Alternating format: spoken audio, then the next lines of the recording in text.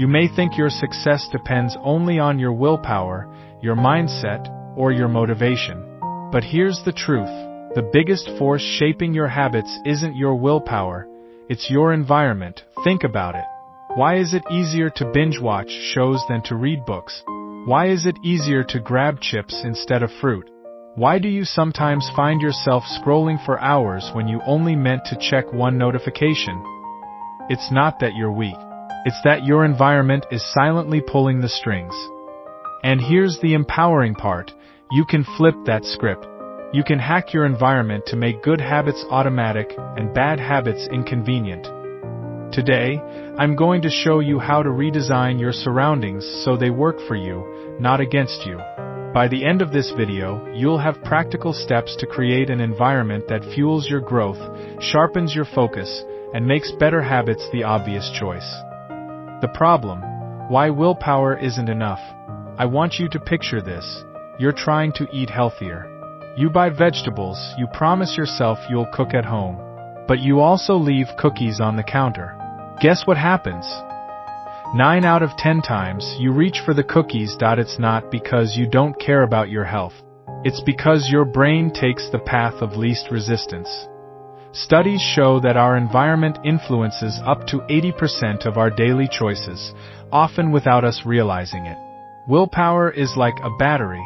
It drains. But environment? It's like the wiring of your house. It keeps shaping your behavior on autopilot. That's why you can't just rely on self-control. You have to set up your surroundings so the right choice is also the easiest choice. Hack 1. Make good habits obvious. The first hack is simple. What's visible is what's practiced. If your guitar is hidden in the closet, you won't practice. If your journal is tucked away, you won't write. But if those things are right in front of you, they become an invitation. Here's what you can do. 1. Want to eat healthier? Put a fruit bowl on your kitchen counter, not chips. 2. Want to read more? Leave a book on your pillow so you see it before bed. 3. Want to work out? Lay out your gym clothes the night before. I had a client who wanted to drink more water but kept forgetting. So, she bought a big clear water bottle and placed it right on her desk. Within weeks, drinking water became automatic. Not because she became more disciplined, but because her environment reminded her. Your takeaway: today, make one positive habit obvious. Place a physical cue where you can't miss it. Hack 2. Make bad habits invisible. Now let's flip it. If good habits thrive when they're visible, bad habits die when they're hidden. Think of your cravings like spark. If there's fuel nearby, they'll catch fire. If not, they fizzle out. Here's what you can do. 1. Hide your phone in another room when you need to focus. 2. Store junk food out of sight, or better yet, don't buy it at all. 3. Turn off autoplay on Netflix so you're not sucked into endless episodes. I personally struggled with endless scrolling. My hack? I moved all social media apps into one hidden folder, deep in my phone. That one friction point made me stop and think, do I really want to do this? And half the time, the urge passed. Your takeaway: today, make one bad habit invisible. Remove its cue from your line of sight. Hack 3. Make good habits easy. We are wired for convenience. If something is easy, we'll do it. If it's hard, we won't. That's why you need to reduce friction for the good habits. 1. Want to start flossing? Keep floss picks next to your toothbrush. 2. Want to start journaling? Keep a pen and notebook on your nightstand. 3. Want to exercise? Choose a workout that takes 5 minutes to start, not 20. One friend of mine struggled to meditate daily. His breakthrough? He placed a meditation cushion right in front of his bed. The moment he woke up, it was right there waiting for him. No setup, no excuses. Your takeaway: today, choose one habit you want to build and remove the friction. Make it easier to start than to avoid. Hack 4. Make bad habits hard. This is the flip side. If you make bad habits harder to do, you'll naturally do them less. 1. Want to cut down on junk food? Don't keep it at home. Make yourself drive to the store if you want it. 2. Want to stop mindless scrolling? Log out every time, so you have to enter your password again. Point 3. Want to watch less TV? Unplug it after use, so turning it on becomes effort. These little roadblocks make you pause, and that pause is powerful. It gives your brain a chance to choose differently.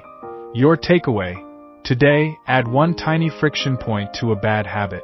Make it just inconvenient enough that you think twice. Hack 5. Create zones of success. Your brain associates habits with places. If you blur them together, your focus weakens. That's why working from bed often leads to procrastination. Your brain thinks bed equals rest. Instead, assign specific zones for specific habits. Point 1. Work at a desk, not in bed. Point 2. Read in a cozy chair, not at your work desk. Point 3. Exercise in one space, relax in another. Even if your home is small, you can still define zones. One corner for journaling, a chair for reading, a table for deep work. This separation helps your brain snap into the right mode faster. Your takeaway: today, choose one success zone. Dedicate it to one habit. Hack 6. Leverage social environment. It's not just your physical space. Your social environment shapes your habits too.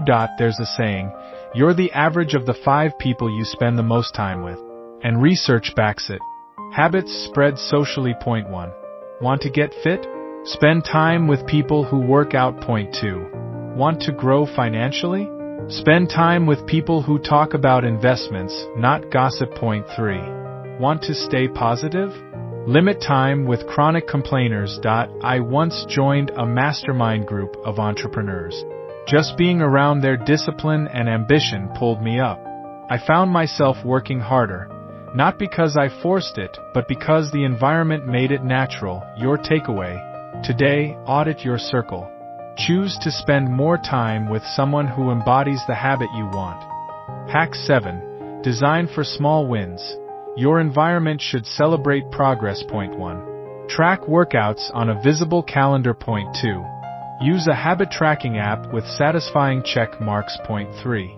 Keep a journal where you write down small wins daily. Why? Because seeing proof of progress motivates you to keep going. Creates momentum. Imagine this. Every time you drink water, you drop a coin in a jar. At the end of the week, you see your success pile up. That visual is more powerful than you think. Your takeaway: today, set up one small system to visually track a habit. Hack 8. Use temptation bundling. This is one of my favorite hacks. Pair something you want to do with something you need to do. Point 1. Only watch your favorite show while on the treadmill. Point 2. Only listen to podcasts while cleaning. Point 3. Only drink your favorite latte while studying. By bundling, you turn a chore into a reward-driven system. I had a client who hated doing accounting for her small business. Her hack?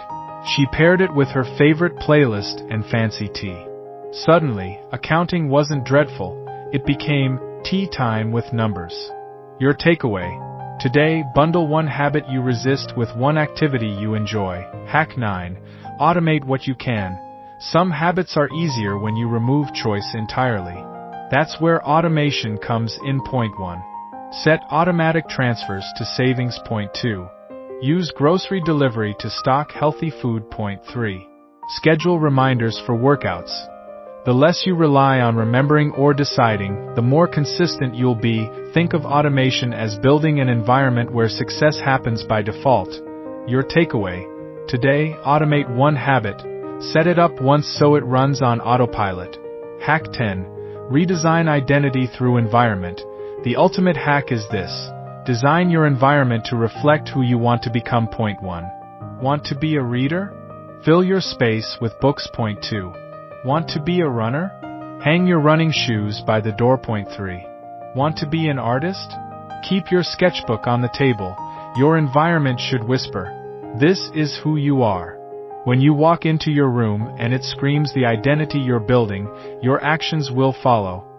Your takeaway: today, add one item to your environment that reflects the person you want to become. The payoff: imagine your future self. Now, picture this. You wake up and your water bottle is on the nightstand, you drink instantly. Your journal is open on the table, you write without effort. Your phone is out of sight, you focus deeply. Your home is filled with subtle cues that pull you forward. Your environment becomes your silent coach, your accountability partner, your motivator. This isn't about perfection. It's about design. Every small adjustment compounds. Over time, your surroundings will transform your habits, and your habits will transform your life. If this is speaking to you so far, hit that like button so YouTube knows to show you more content that fuels your mindset. Here's my challenge for you. Don't just watch this and move on. Take one step today. Choose one hack and apply it immediately. Maybe you'll move your phone away while working. Maybe you'll put a book on your pillow.